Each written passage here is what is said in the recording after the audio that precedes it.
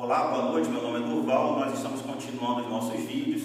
Hoje nós vamos falar aqui sobre o que a nossa população pode fazer no caso eventual de um conflito, o que nós podemos fazer, né? E falar um pouquinho também sobre o Foro de São Paulo. Mas para chegar nisso nós vamos passar por alguns outros fatos, nós vamos explicar aqui historicamente a política nacional, ela é repleta da participação militar, né? Isso se dá principalmente por causa da baixa qualidade dos políticos e da alta escolaridade dos militares, e isso acontece até hoje. As melhores escolas do Brasil, dentre elas estão várias escolas militares, como o Instituto Militar de Engenharia, o ITA também, escolas militares de terceiro e de segundo grau, são escolas excelentes, colégios militares. Então, historicamente, a participação do militar na vida política é basicamente por causa disso. Nós temos também uma política, uma democracia muito frágil, né? E isso historicamente acontece até hoje também. Até hoje, vocês podem ver, estamos em pleno século XXI e o nosso país é um dos poucos do mundo que não tem leis punitivas para políticos corruptos, que na verdade o político corrupto ele é assassino. Então, por isso, as leis punitivas para os políticos elas deveriam ser altamente severas para só entrar político de qualidade. Então nós pagamos muito caro por causa disso. Outra coisa também que os militares eles interferem muito na política nacional é pela baixa escolaridade do povo, ou seja, os políticos não assim, no caso, fazem a preparação do embasamento colegial do povo, e isso faz com que tenha um alto grau de messianismo. O que é o messianismo? É aquela pessoa que tem o dom da palavra.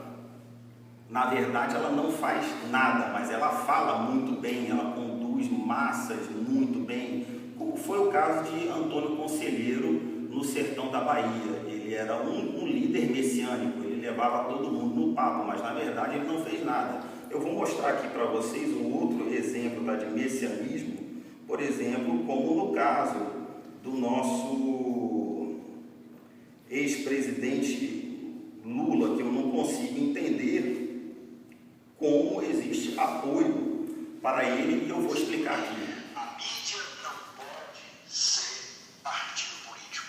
E, passadas as eleições, nós do PT vamos tomar uma medida, quer queiram, quer não queiram. É a regulamentação da questão da comunicação no país. Nós vamos ter que enfrentar esse debate porque foi além do limite. Não é a primeira vez, mas bateu, foi além do limite, é isso que eu estou dizendo. E nós precisamos reagir a essa ação orquestrada às vésperas da eleição, que tem como único objetivo prejudicar o PT. O Lula pertence a um patrimônio da democracia brasileira.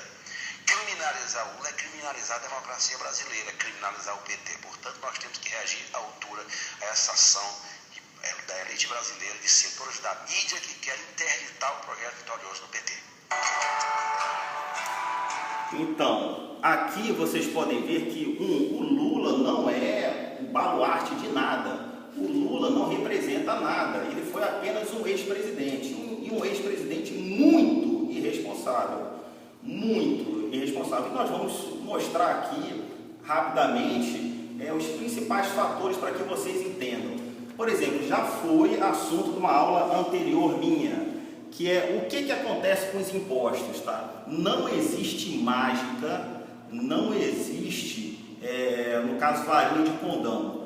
Como que isso aqui acontece? Os impostos são recolhidos pelos trabalhadores, então a pessoa tem que trabalhar para recolher impostos.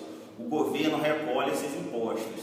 Lembrem-se que aqui no Brasil você trabalha 5 meses por ano só para pagar imposto. Todo o seu salário vai para imposto. Esse salário ele é distribuído da seguinte forma: vai para repasses, que vão para estados e municípios, vai para movimentar a máquina do governo, vai para a infraestrutura, vai para o fundo de reserva, vai para a dívida externa, vai para a dívida interna e vai para programas sociais. Basicamente é assim, o sistema macro funciona dessa forma. Então vamos ver como que faz o governo responsável, que sabe programar, que sabe, tem uma capacidade grande de gestão, faz, como foi no caso dos governos militares. Por exemplo, os militares são esses números aqui em azul, tá? Eles recolhiam, por exemplo, 100 de impostos, sendo que ia 10 para o fundo de reserva, 60 para a infraestrutura e outros 30 para repasses de governo, dívida externa, dívida interna e programas sociais. Por que 60 para a infraestrutura? Ora, hoje, 99%, mais de 99% da energia elétrica que chega na sua casa veio de obras do governo militar. Mais de 99% das rodovias e ferrovias que você passa hoje, com certeza vieram do governo militar. Então é dessa forma que se faz. A infraestrutura por si só, ela gera tanto emprego que os programas sociais são mínimos o possível, praticamente inexistentes, né? Como que é feito agora no governo civil? O que o governo civil faz, o que o Lula fez, que a Dilma está fazendo, chama-se crime, é um crime. Ele recebe 100 de imposto, vai 0 para a reserva, 10 para a infraestrutura, que é só para maquiar tudo que já foi feito antes, e 90% para programas sociais, ONGs, tem ONG demais, ONG para ex-presidente, ONG para o cachorro do pé azul, da pata amarela que vive na lua, e aí vai, ONG é a ausência do Estado, né? E vai para governo, essa massa vermelha aqui do governo chama-se cargos comissionados, são poucas pessoas que não fazem nada e ganham mais do que todo mundo que trabalha no governo. Repasses também, o pessoal não sabe para onde é que vai. O Lula pagou a dívida externa com dívida interna, sendo que a dívida externa, os juros é extremamente baixo.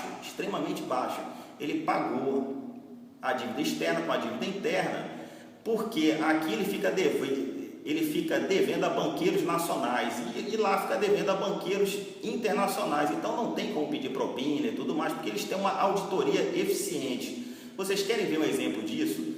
Todas as obras do PAC só foram terminadas os trechos do Exército. E os trechos do Exército, o dinheiro voltou. Por exemplo, essa obra aqui, que foi no aeroporto de Guarulhos, né?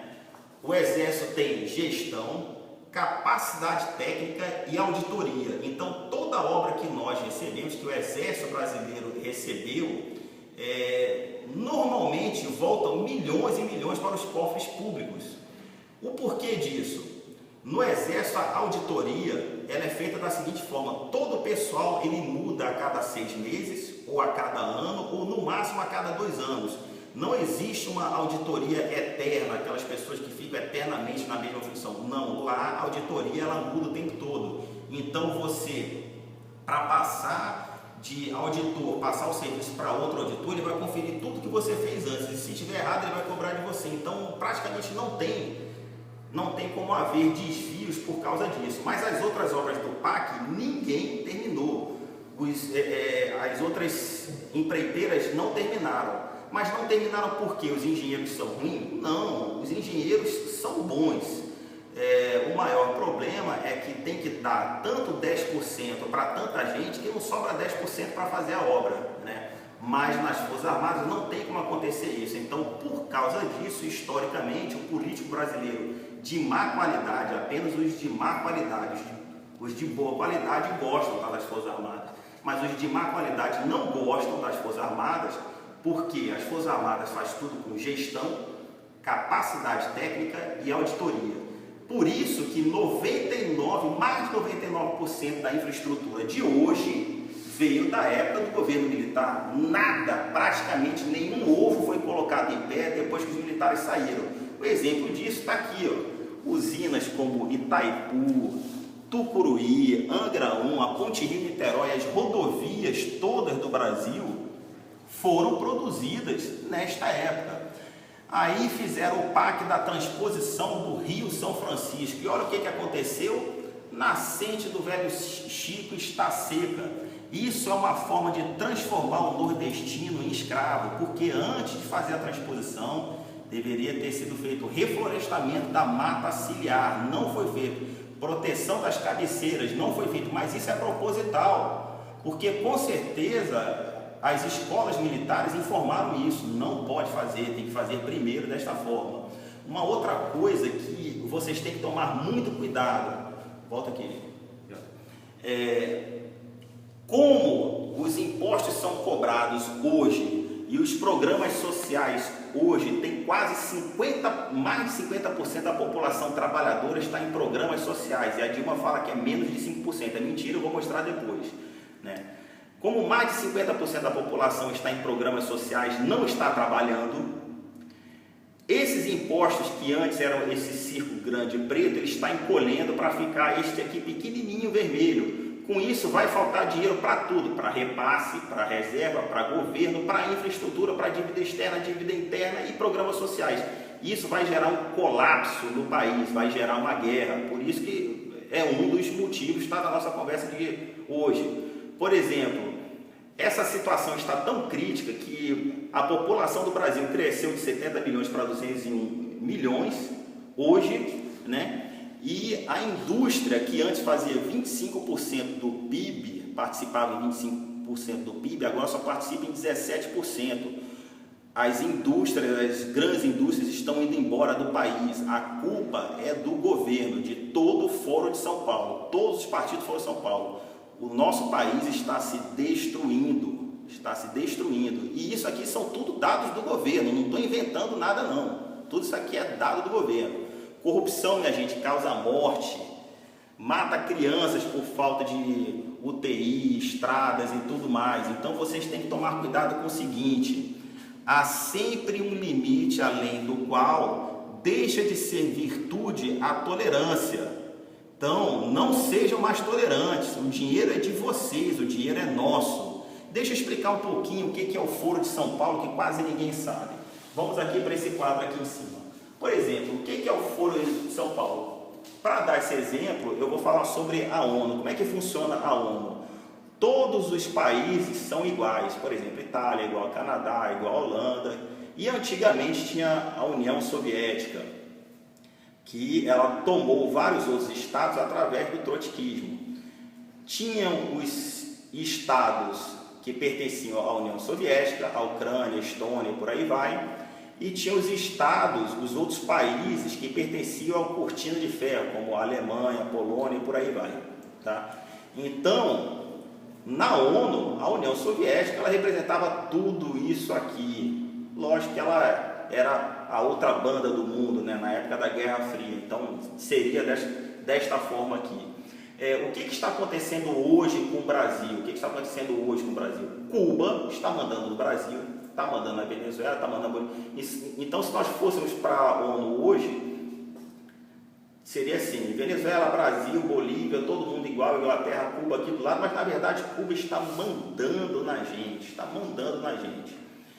Daqui a pouco nós vamos chegar nesse nível aqui, que quando a gente for para a ONU, Cuba vai ser como se fosse a União Soviética, mas não é através do trotskismo, que é através da violência, é através do granicismo, que vai deixando passar, vai deixando aos pouquinhos, não sei o que, coisa e tal. Por exemplo, nos colégios militares, nas escolas militares, a qualidade é muito boa.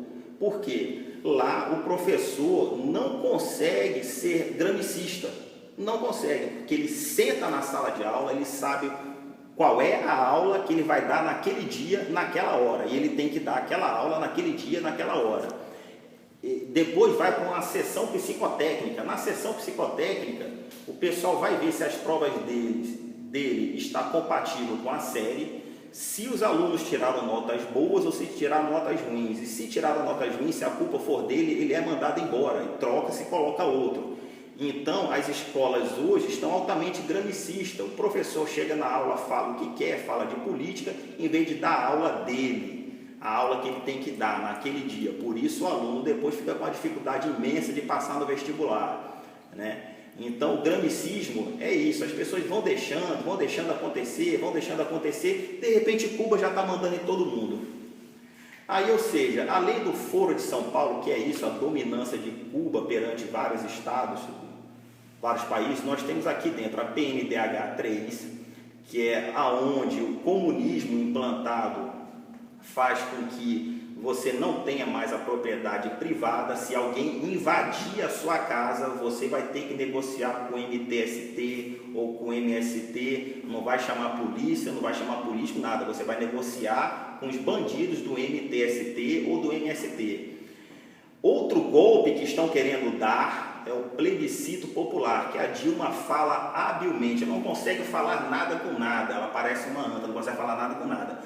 Mas para falar de plebiscito popular, ela fala de uma forma muito sábia, ela fala em movimento social, que a participação do movimento social, gente, o movimento social é totalmente diferente de participação popular, não tem nada a ver, o povo não vai participar, quem vai participar são os representantes do MST, MTST, CUT e outras coisas, e esses são membros do PT. Ou seja, o Brasil vai deixar de ter 201 milhões de habitantes para ter 400 representantes disso aqui. Então, por isso, lembrem-se disso. O próximo presidente que entrar, ele tem que garantir que o decreto 8243 ele tem que ser extinto, porque ele já foi decretado de forma ilegal, que ele trata de assunto legislativo.